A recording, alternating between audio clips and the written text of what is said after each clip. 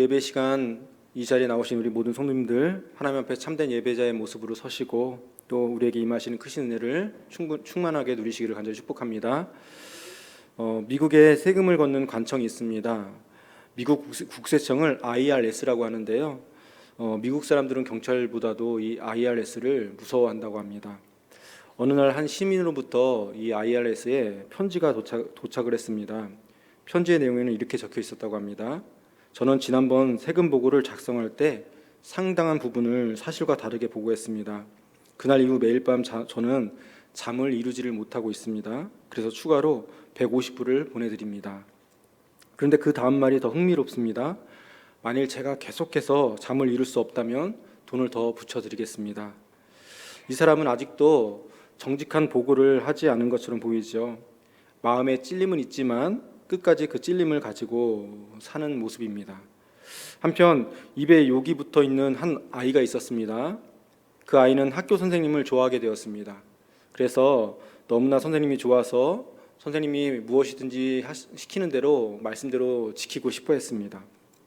그런데 욕하는 습관은 참으로 버리기 쉽지 않았다고 합니다.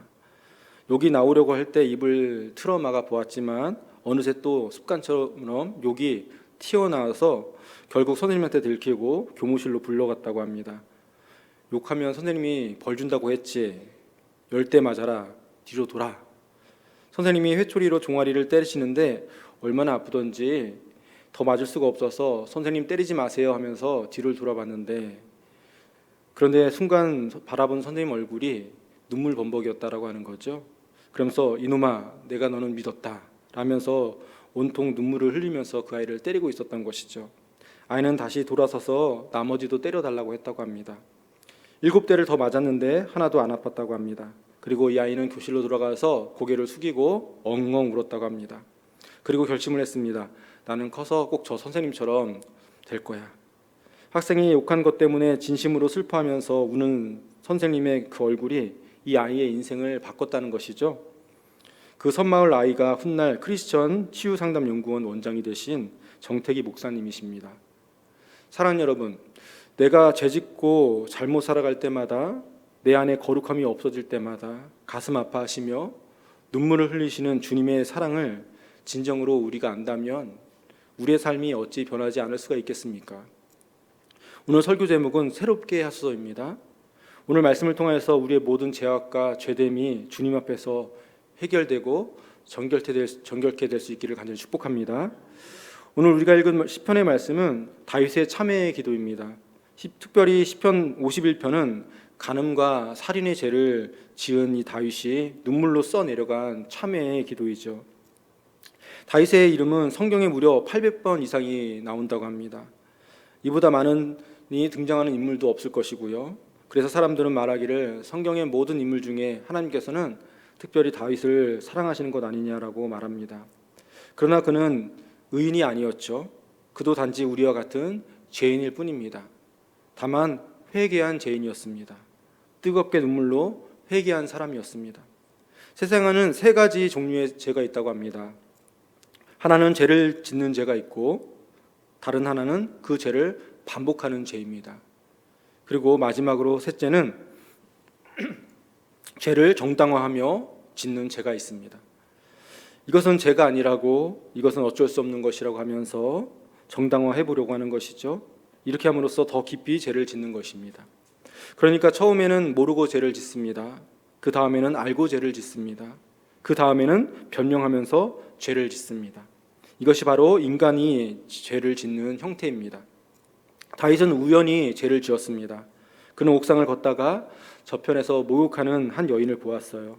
자, 그러고 나서는 알고서 죄를 짓는 것이죠.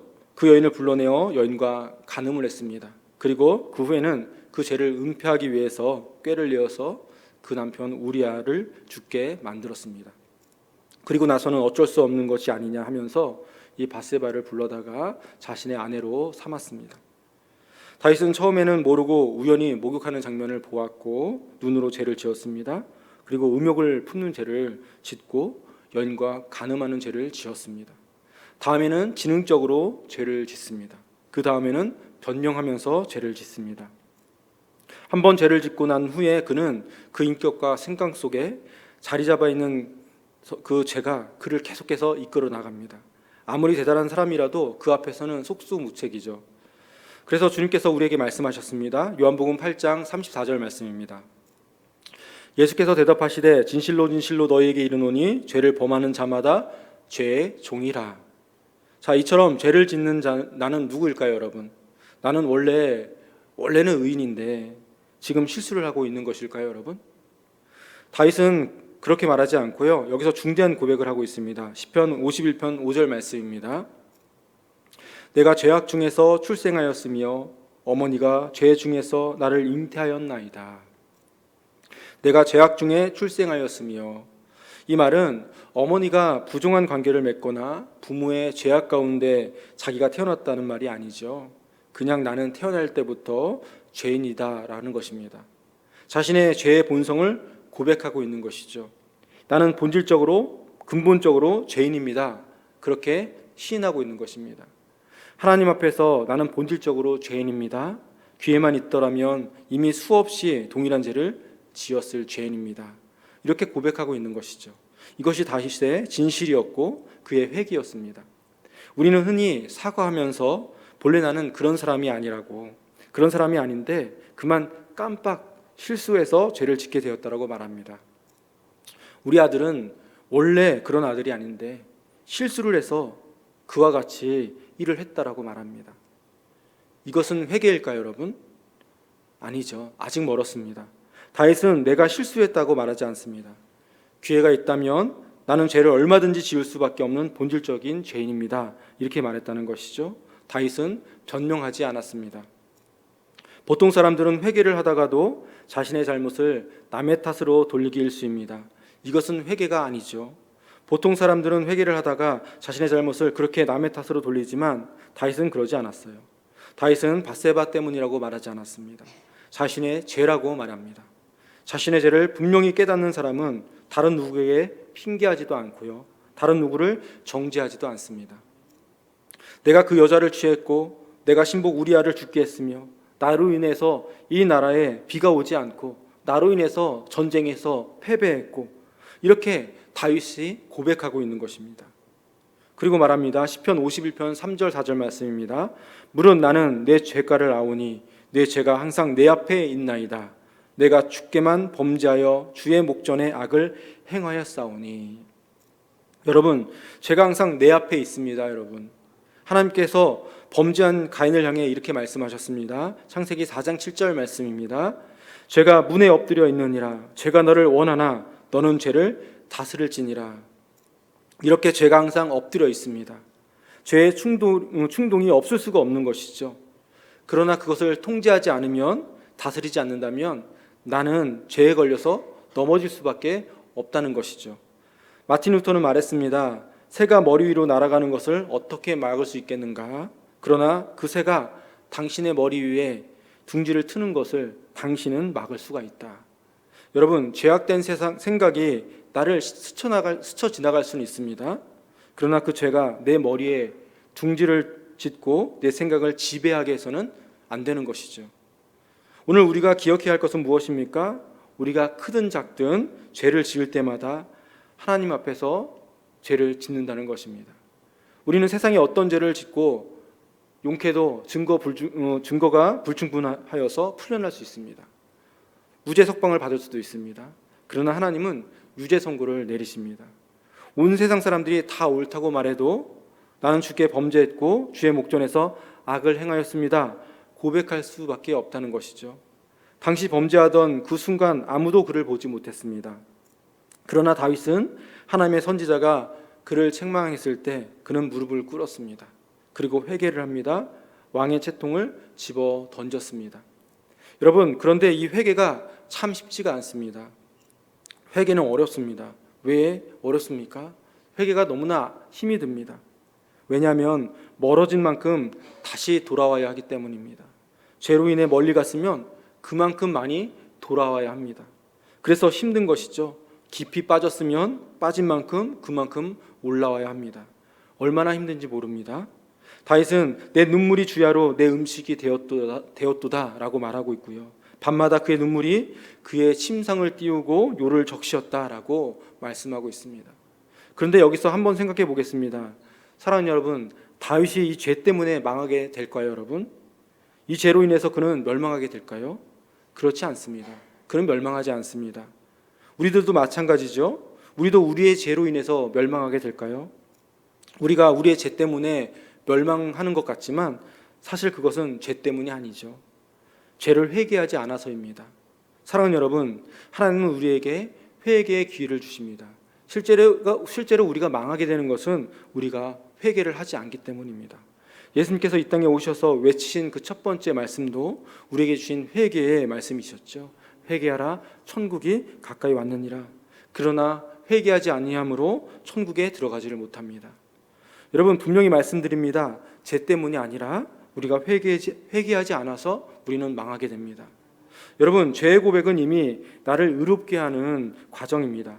성전에서 자신의 가슴을 치면서 회개하던 한 세리를 향해서 주님은 분명히 의롭다 말씀하셨습니다. 그때 세리의 고백은 간단했죠. 누가복음 18장 13절 말씀입니다.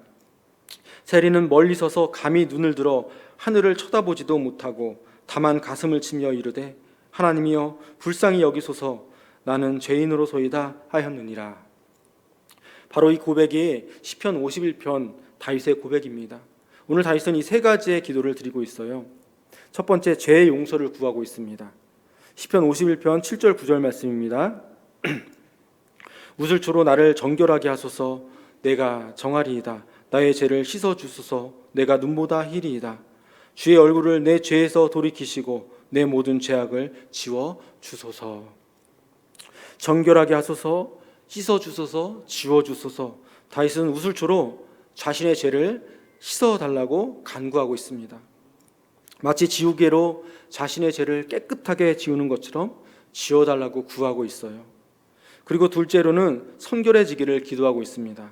다윗은 하나님께 용서받는 것으로는 불충분하다고 생각했습니다. 그래서 기도합니다. 시편 51편 10절 말씀입니다. 하나님이여 내 속에 정한 마음을 창조하시고 내 안에 정직한 영을 새롭게 하소서. 자, 여기 정한 마음을 창조하시고는 내 마음을 고쳐주시고 수리해주시고 이런 의미가 아닙니다. 말씀 그대로 마음을 창조하시고라는 의미입니다.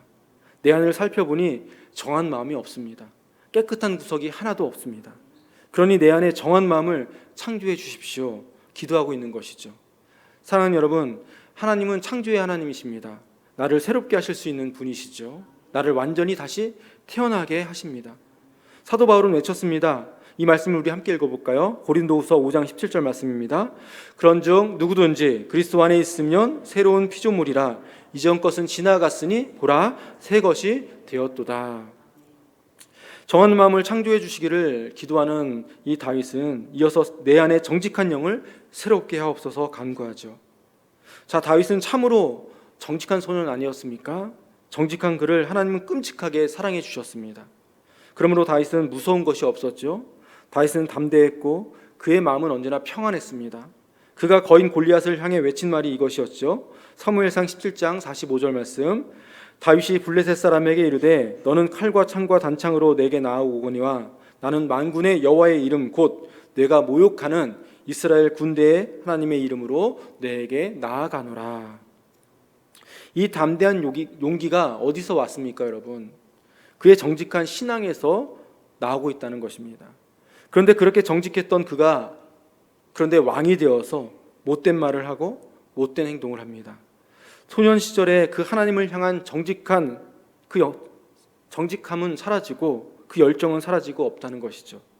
여러분, 정직을 상실하면 존재도 잃게 되는 것입니다. 다윗은 그의 정직한 영을 새롭게 해주시기를 기도하고 있습니다. 정직을 찾는 것은 그의 존재를 되찾는 것이었죠. 그래서 다윗의 기도는 계속됩니다. 시편 51편 11절 12절 말씀.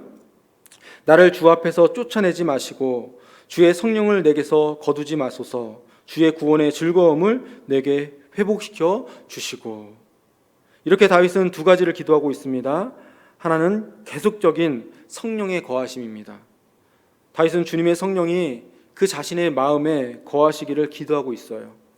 여러분, 내 마음은 하나님의 성령의 집입니다. 거기에 하나님이 계시지 않으시면 그 유사품이 등장할 수밖에 없어요. 그의 심령에 다른 영, 악한 영이 거할 수밖에 없다는 것입니다. 다윗은 그것을 알았어요. 그래서 다윗은 간절하게 구하고 있는 것이죠. 주의 성령을 내게서 거두지 마소서. 자, 그 다음의 기도는 주의 구원의 즐거움이 회복되는 것입니다. 여러분, 제 가운데 처한 사람은 구원을 잃어버립니다. 그 구원의 기쁨을, 즐거움을 잃어버릴 수밖에 없어요. 여러분, 구원은 즐거움이지 않습니까? 정말 놀라운 즐거움이고 기쁨입니다. 실제로 구원받은 사람은 정말 그렇게 우리는 즐겨야 되는 거예요. 다윗은 그 즐거움으로 인해 기뻐 뛰며 춤을 추었습니다. 그러나 죄를 지은 다윗에게서 그 기쁨을 빼앗아가고 말았다는 거예요. 죄는 그에게서 구원받은 감격과 구원받은 그 즐거움을 통째로 빼앗아 가버렸다는 거예요. 그 대신 그에게 무엇이 찾아왔습니까? 슬픔이 찾아왔습니다. 고통이 임했습니다. 그의 육신이 괴롭고 그의 심령이 고통하고 있다는 것입니다. 시편 51편 8절 말씀입니다. 내게 즐겁고 기쁜 소리를 들려주시사 주께서 꺾으신 뼈들도 즐거워하게 하소서. 지금 마치 그의 뼈가 꺾인 것처럼 그의 고통하고 있는 모습입니다. 가끔 범죄를 저지르고 십수년 법망을 피해서 도망다니는 사람들이 잡힐 때가 있습니다. 그렇게 붙잡힌 사람이 기자가 소감을 물을 때 이렇게 대답합니다. 도망다니느라고 항상 불안했는데 붙잡혀서 차라리 속이 시원합니다. 이렇게 말한다는 것이죠. 사랑하는 여러분, 붙잡힌 것도 이렇게 속이 시원한데 피할 수 없는 심판자이신 하나님께서 나를 향해서 너의 모든 죄가 사여졌느니라 이렇게 말씀해 주신다면 얼마나 시원하겠습니까? 얼마나 기쁘겠습니까?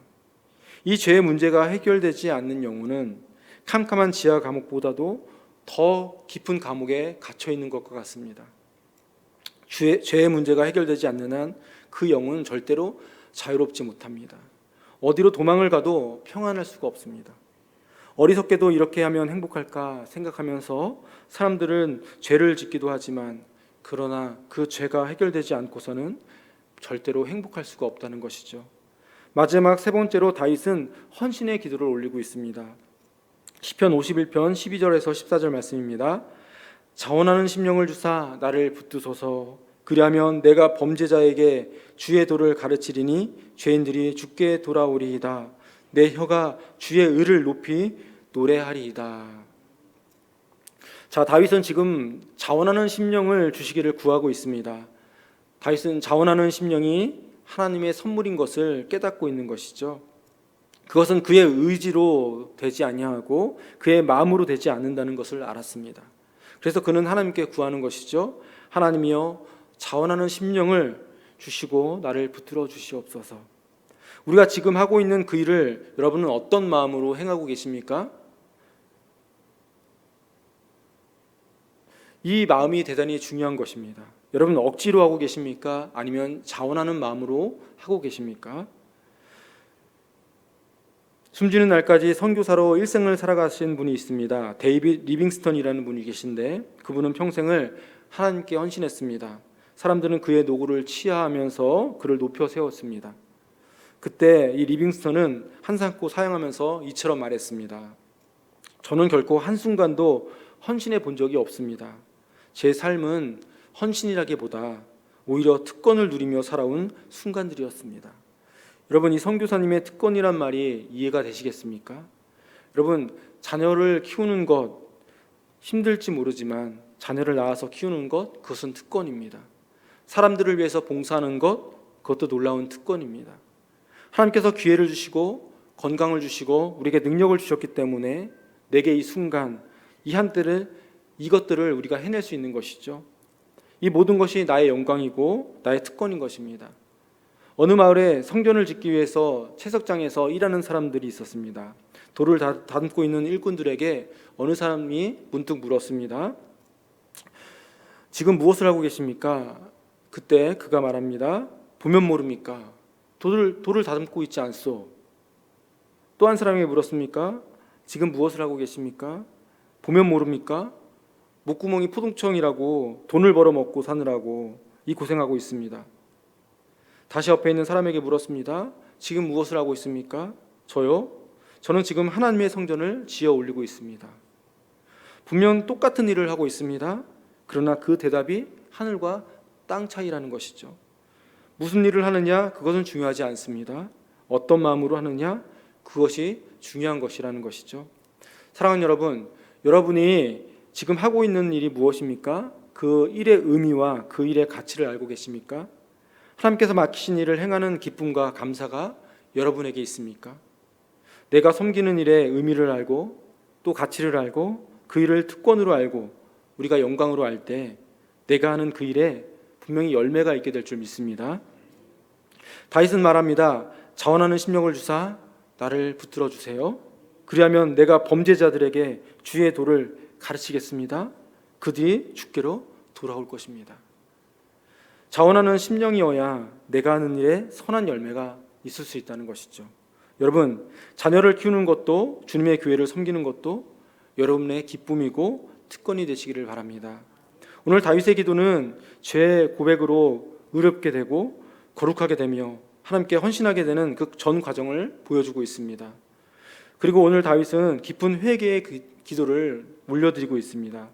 그는 선지자에게 지적을 받고 바로 즉시 회개를 올려드렸죠. 여러분, 이 회개의 기도는 큰 죄를 범했을 때만 하는 것이 절대 아닙니다. 크든 작든 날마다 하나님의 사람들은 회개의 기도를 드려야 하는 것이죠. 마치 물로 얼굴을 매일 씻듯이 회개의 눈물로써 내 영혼을 씻는 것입니다. 회개는 내 영혼을 빛나게 하고 내 영혼을 거룩해 하게 하고 다시 주님 앞에 설 수 있도록 합니다. 그렇게 회개만이 나를 회복시킬 수가 있다는 것이죠. 오늘 시인은 고백합니다. 시편 51편 17절 말씀인데 우리 함께 읽어볼까요?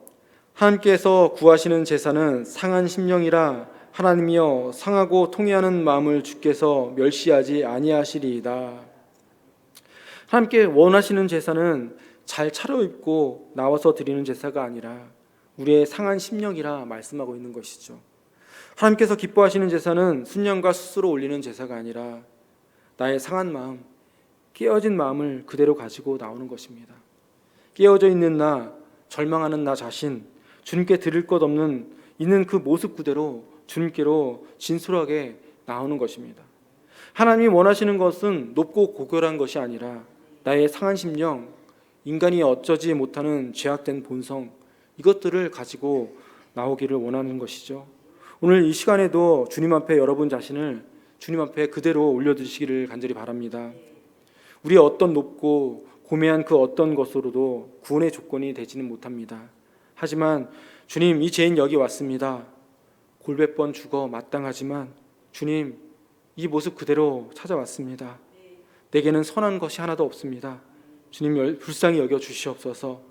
이렇게 나의 상한 심령을 그대로 내려놓을 때 주님께서는 더욱 기쁘게 받으시고 주님께서는 크신 은혜를 베풀어 주신다는 것이죠.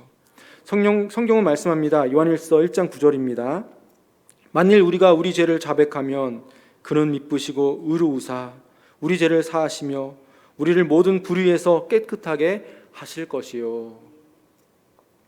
이 놀라운 사죄의 은총은 오직 회개만이 가져오는 은총인 것을 여러분 믿으시기 바랍니다. 다윗은 이 회개를 통해서 일어설 수가 있었어요. 그는 재기했습니다. 다시 일어났습니다. 다윗처럼 주님, 나를 불쌍히 여겨 주시옵소서. 나는 죄인입니다. 저와 여러분이 날마다 이렇게 기도할 수 있기를 간절히 바랍니다. 다윗과 같은 죄인, 간음죄를 짓고 살인죄를 지은 다윗을 하나님께서 받아주셨다면 오늘 주님은 나 같은 죄인도 받아주시지 않겠습니까? 저와 여러분이 살인을 저질렀습니까? 간음을 했습니까? 어떤 큰 죄를 저질렀습니까? 이 땅에 누가 의인입니까? 성경은 분명히 말씀하시죠. 로마서 3장 10절 말씀입니다. 기록된 바 의인은 없나니 하나도 없으며. 그러나 예수 그리스도의 십자가 보혈로 의지하여서 용서를 구하는 심령마다 의롭게 된다는 것을 여러분 믿으셔야 합니다. 주님께서 세상의 죄인을 받아주시기로 결정하셨다면, 상한 심령, 깨어진 마음 가지고 나오는 것이 족하다고 말씀하셨다면, 오늘 여러분도 우리의 깨어진 마음, 상한 심령 그대로 가지고 주님 앞에 나아가 오늘 우리를 새롭게 하시는 온전함을 입으시기를 간절히 바랍니다. 그 후에는 다윗처럼 죄악된 세상 속에 보내심을 받아서 저들을 주님께로 돌이키게 하는 그런 주님의 거룩한 도구로까지 사용되는 우리 모두가 될 수 있기를 주님의 이름으로 간절히 축원합니다.